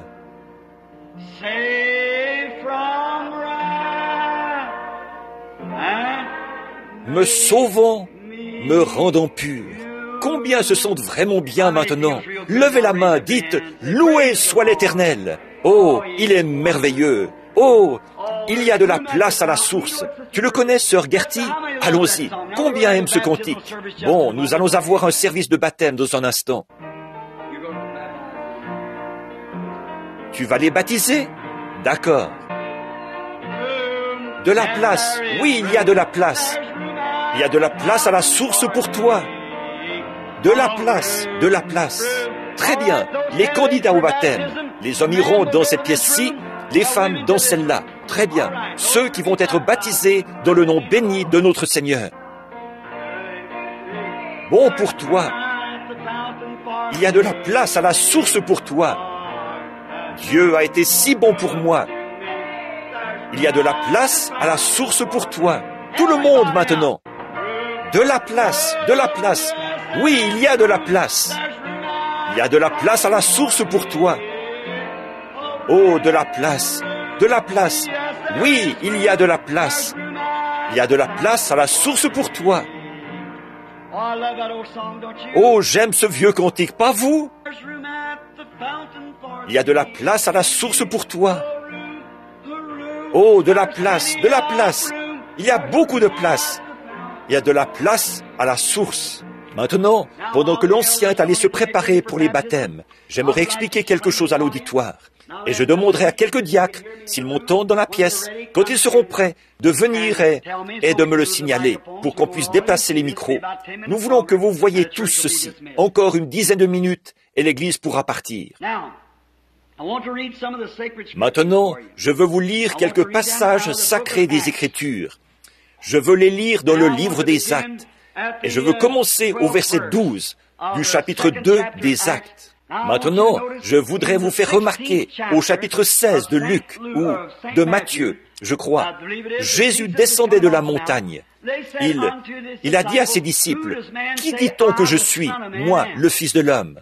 Certains disent, eh bien, que tu es Élie, et certains disent que tu es le prophète, et certains que tu es celui-ci ou celui-là. Il a dit, mais vous, qui dites-vous que je suis? Et Pierre a dit, tu es le Christ, le Fils du Dieu vivant. Pas vrai? Jésus a dit, tu es heureux, Simon, fils de Jonas, car ce ne sont pas la chair et le sang qui ont révélé cela. Tu ne l'as pas appris dans un séminaire, tu ne l'as pas appris d'un homme. Il a dit, mais c'est mon Père qui est dans les cieux qui t'a révélé cela. Et moi, je dis que tu es Pierre. Sur ce roc, je bâtirai mon église. Les portes du séjour des morts ne prévaudront point contre elle. Et je te donne les clés du royaume des cieux. Pas vrai? Et tout ce que tu délieras sur la terre, je le délierai dans les cieux. Ce que tu liras sur la terre, je le lirai dans les cieux. Parlait-il sérieusement? Il ne l'aurait pas dit. Donc, le temps a suivi son cours, et Pierre avait les clés du royaume. Maintenant, vous les catholiques, vous pensez peut-être, comme vous dites, l'Église catholique est bâtie sur Pierre. Très bien, nous allons voir. Ils ont eu les clés. L'Église catholique a toujours les clés. Voyons ce que Pierre a fait avec les clés. Voyez? Alors nous verrons. La Bible a dit à Pierre et aux autres apôtres, « Allez par tout le monde. Ceux à qui vous pardonnerez les péchés, ils leur seront pardonnés. Ceux à qui vous retiendrez les péchés, ils leur seront retenus. » Là, je peux l'exprimer pour que... Il se peut que quelqu'un ne comprenne pas ce que je veux dire. Jésus a dit aux apôtres, « Ceux à qui vous pardonnerez les péchés, je les leur pardonnerai aussi. Et ceux à qui vous ne pardonnerez pas les péchés, si vous les retenez contre eux, je les retiendrai aussi contre eux. » C'est ce que Jésus a dit. Regardez l'Église catholique qui cherche à promouvoir cela. Voyons plutôt comment eux, ils l'ont mis en application. Alors, en voyant comment eux l'ont mis en application, nous devrions, nous aussi, le faire de la même manière. Maintenant, voyons ça. C'est le jour de la Pentecôte. C'est l'inauguration de l'Église. Ils étaient tous dans une chambre haute. Les hommes sont sortis de là en parlant différentes langues. Pourquoi? Toutes les langues sous le ciel étaient représentées là. L'anglais aussi était là. Toutes les langues sous le ciel devaient être là. Les langues qui étaient parlées à cette époque-là. Il poursuit en nommant beaucoup de ces langues, disant que les Crétois et ceux qui étaient venus d'ailleurs, les prosélytes de Rome et les Arabes et tous, parlaient et maniaient. Or, ils ne parlaient pas dans des langues inconnues. Ils parlaient aux gens dans des langues connues, pas des langues inconnues, mais des langues comprises par tout le monde. Le pécheur, l'incroyant, pouvait entendre ce qu'ils disaient. Comment les entendons-nous parler dans notre propre langue? dans notre langue maternelle. Maintenant, regardez bien. Maintenant vient la question. Donc, d'autres se moquaient. Très bien, le verset 12. Ils étaient tous dans l'étonnement. Et, ne sachant que penser, ils se disaient les uns aux autres, « Que veut dire ceci ?» Mais d'autres se sont moqués et ont dit, « Ils sont pleins de vin doux. » Ils se moquaient d'eux. Parce que, qu'est-ce qu'ils faisaient? Ils titubaient comme des hommes ivres. Comme des hommes ivres. Ils parlaient sans savoir ce qu'ils disaient, mais prêchaient à l'assemblée dans des langues qu'ils ne connaissaient pas, mais que l'assemblée connaissait. Voyez? Bien. Mais d'autres disaient, ils sont pleins de vin doux. Regardez comment ils se comportent. Mais d'autres se sont moqués, disant, ils sont pleins de... Alors Pierre, attention mon gars, c'est toi qui as les clés. Alors Pierre, se présentant avec les 11, éleva la voix et leur parla en ces termes. Maintenant, souvenez-vous, ceci, c'est la première inauguration de l'Église. Hommes juifs et vous qui séjournez à Jérusalem, sachez ceci et prêtez l'oreille à mes paroles.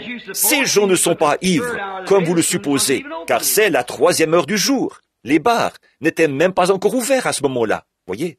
Mais c'est ici ce qui a été dit par le prophète Joël. Dans les derniers jours, dit Dieu, je répandrai mon esprit sur toute chair, sur vos fils et filles, et ils prophétiseront, vos jeunes gens auront des visions, et vos vieillards auront des songes. Oui, sur mes serviteurs et ma servante, dans ces jours-là, je répandrai de mon esprit.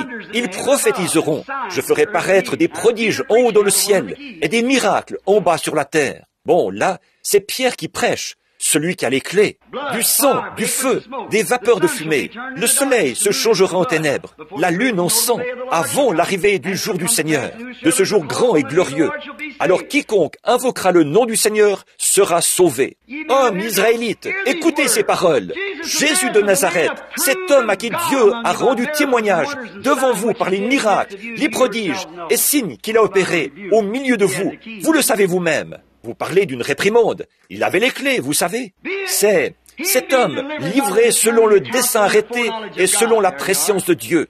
Voilà, c'est ça. Comment donc avait-il pu être livré? Parce que Dieu avait prédestiné qu'il en serait ainsi. Voyez, la prescience de Dieu. Dans un petit instant, dis-leur d'attendre un instant, jusqu'à ce que j'ai terminé ce passage de l'Écriture.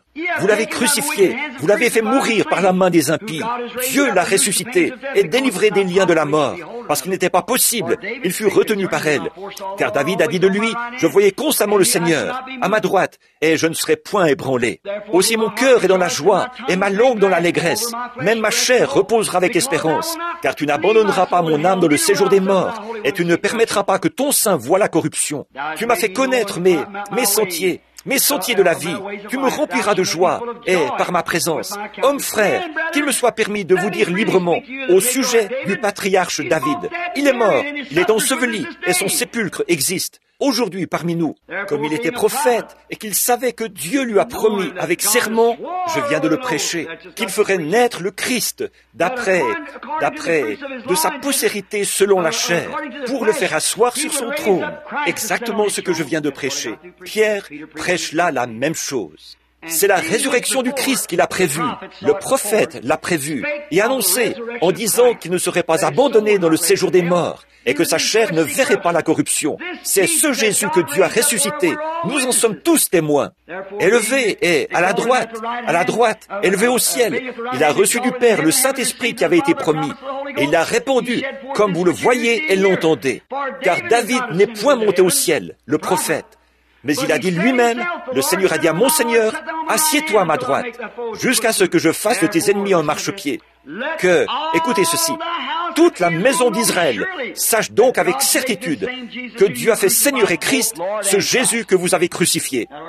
Ça devrait régler la question, n'est-ce pas? Après avoir entendu ce discours, ces pécheurs, ils eurent le cœur vivement touché et ils dirent à Pierre et autres apôtres, hommes frères, que ferons-nous? Très bien, nous y voici. Qu'est-ce qu'il a? La clé du royaume. Où est le royaume? Il est au-dedans de vous, pas vrai? Le Saint-Esprit, c'est le royaume de Dieu. Nous savons ça. Nous naissons dans le royaume pour en être les sujets et les délégués. Regardez, il a les clés accrochées à sa ceinture. Qu'est-ce que tu vas en faire? C'est la toute première fois que la porte a été ouverte. Maintenant, on pose la question pour la première fois au prédicateur, à celui qui a la clé. Je crois que s'il avait dit « Tenez-vous sur la tête », la chose aurait été officialisée. Ce que tu liras sur la terre, je le lirai dans les cieux. Très bien. Quoi que tu dises, je dirai la même chose. Tu as la clé. Très bien. Il enfonce la clé dans la porte. Que faire? Hommes frères, que ferons-nous? Après avoir entendu ce discours, ils eurent le cœur vivement touché. Et dirent, hommes frères, Pierre leur dit, repentez-vous et que chacun de vous soit baptisé au nom de Jésus-Christ pour le pardon de votre péché et vous recevrez le don du Saint-Esprit. Car la promesse est pour vous, pour vos enfants et pour ceux qui sont au loin, en aussi grand nombre que le Seigneur notre Dieu les appellera. Cela a été réglé pour toujours. Personne, jamais, à aucun moment, n'a jamais pu contredire cela. L'Église catholique est arrivée. Plutôt que d'immerger, ils aspergent. Plutôt que d'employer le nom de Jésus, ils ont adopté Père, Fils et Saint-Esprit.